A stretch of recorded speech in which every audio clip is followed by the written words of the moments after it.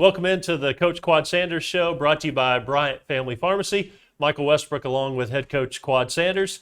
And coach the team now 3-1. You go on that long road trip out to Fort Smith and take care of business against the Northside Grizzlies by the final score of 48-7. And there's really a lot to talk about in that game. We could break it down quarter by quarter, position by position, even some injuries.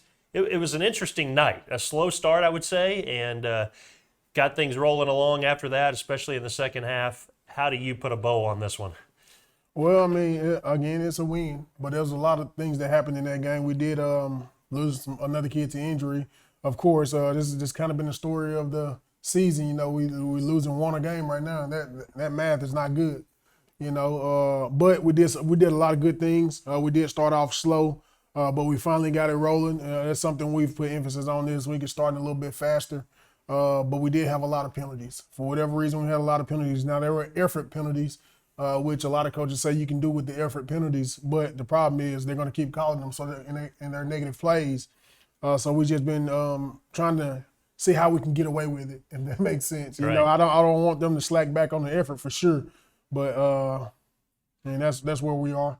Yeah, you probably don't hear it as well on the sidelines, but where we were at, you get the dump truck backing up noise every time there was a penalty on y'all. Did you notice that? I did not notice. There was a lot of those. There was a whole lot of them. They played some sound effects with a dump truck backing up, so we heard it all night long in the press box.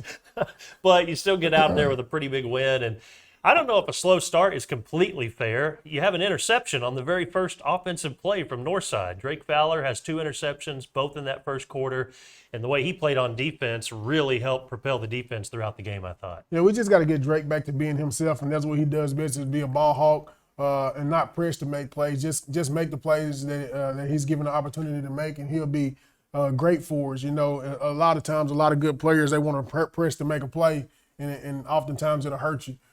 We just need Drake to be Drake and just play football how he knows how to play football, and he'll make plays.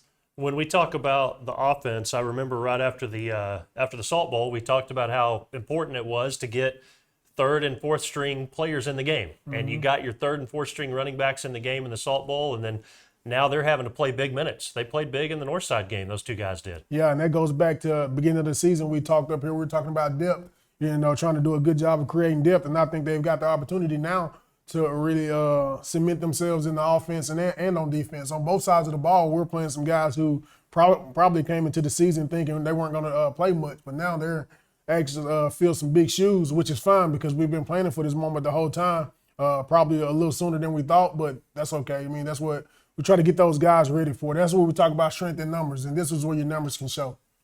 Well, Coach, when we looked at the schedule at the beginning of the year, there were 3 dates that I marked as pretty special dates. One was the Salt Bowl. We've checked that one off the list. The next one would be this game. You were the head coach at Jonesboro for a very short period of time. So what's that going to be like going out there tonight? Well, I still talk to the head coach every week, sometimes twice a week. So me and him have a really good relationship, as well as some of the other guys on staff. But to us, it's just another game. You know, I know from everybody who's not been in it, it looks like something different. You know, they can kind of make it out to be a rivalry, but for us coaches, unfortunately, somebody has to lose the game. You know, and we're pulling for each other all season except for one night. You know, and right now, I mean, at 7 o'clock, we won't be friends. Sure. You know, at 10 o'clock, we'll be friends again. You know, somebody's probably going to be mad at the other for a minute, but it is what it is. And so I think it's just a game for us, and we're both excited.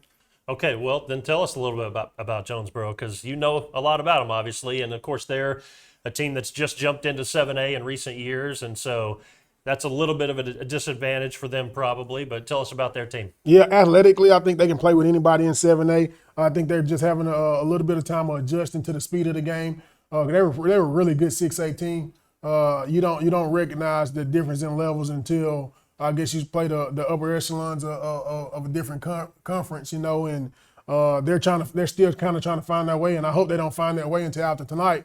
Sure. What I'm telling to Coach George anyway, but they're a very athletic team. They've always been an athletic team, and they can make some plays. We need to be consistent and execute. Let's end on this, Coach, because we talked about the penalties in the Northside game and all of that. I know the injuries have been a problem. Let's take away one positive going into this Jonesboro game. What's one area that you think everything's rolling along pretty smoothly right now? Is there any spot you can pick out?